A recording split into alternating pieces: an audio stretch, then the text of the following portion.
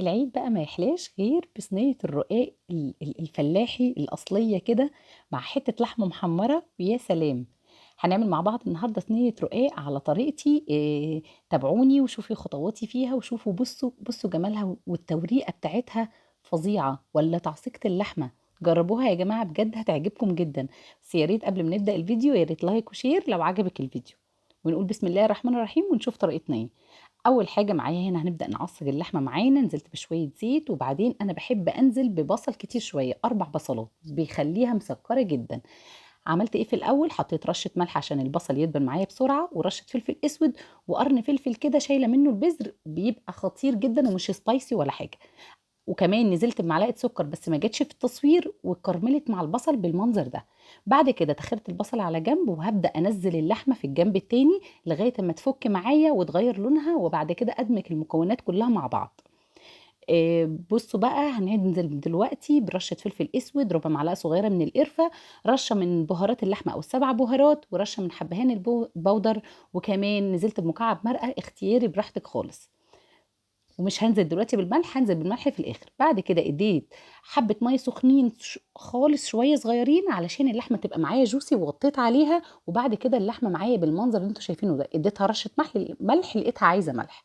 بس كده. وتعصيجه اللحمه دي رهيبه وخليها جوسي علشان بتبقى جوه الرقاق متماسكه وحلوه قوي. معايا لفه رقاق طري، وكمان تعصيجه اللحمه معايا. وبعد كده دي زبده على سمنه. هبدأ دلوقتي الصينية بتاعتي. هنعملها ازاي دلوقتي؟ حطيت السمنة والزبدة مع بعض، ندهنها دهنة محترمة. أول طبقة يعني أول رق أنا ما بسقوش بالشوربة علشان ما يلزقش معاكي في الصينية. بعد كده من أول تاني ورقة دهنت بين كل الطبقات سمنة، بس يا ريت بسيط عشان ما يبقاش تقيل معاكي. نبدأ بقى بين كل طبقة وطبقة ندهن سمنة ونعكها كده في الشوربة، وبعد كده نفردها عشان الرقاق تبقى بتاعتنا متملحة وبتبقى طعمها تحفة جدا. جيت بعد كده للطبقه ديت اهو زي ما احنا شايفين، نزلت كده كان معايا 4 طبقات فوق و4 طبقات تحت. حتى لو عندك ورقه متقطعه حطيها في النص مفيش مشكله. الورقه بقى اللي انا حطيت عليها اللحمه انا ما بدهنهاش سمنه عشان بكتفي بالماده الدهنيه بتاعه اللحمه، وما توصليش اللحمه لغايه الاطراف عشان ما تتحرقش معاكي. بعد كده برضو بنحطها في شوربه اللحمه بتاعتنا عشان الرقاق بيبقى طعمه حلو جدا يا جماعه، وزي ما انتم شفتوا بيبقى رهيب جدا. وبين كل طبقه وطبقه بندهن دهنه بسيطه من السمنه عشان الرقاق يبقى معاكي حلو كده. وانا دلوقتي مشغله الفرن على درجه حراره 230 240. اخر طبقه معايا برضو ما بنزلهاش في الشوربه، وبعد كده بدهنها وشها سمنه. وتعالوا بقى للتركايه الحلوه قوي دي.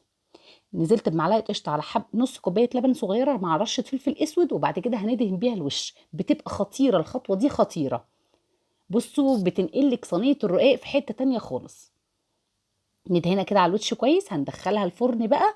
بتقعد ما بتكترش معاكي يعني. بصوا هتلاقيها احمرت من تحت. افتحي الشوايه حاجه بسيطه، وبصوا ما بتقعدش معاكي تلت ساعه في الفرن. هنا بعد ما طلعت معايا انا هقلبها بقى. بعد كده قلبتها، وزي ما انتم سامعين صوت القرمشه الفظيع الرهيب بجد، حلوه جدا. ما حبيتش اطول عليكم في الفيديو، بس جربي تركات صينيه الرقاق الطري بطريقتي، وهننزل مع بعض كمان ان شاء الله صينيه الرقاق الناشف، وتشوفوا تركاتي فيها ايه. مش محتاجه احط بيكنج باودر مع السمنه، بتبقى هشه ولوحدها كده جميله. اتمنى لايك وشير لو عجبك الفيديو.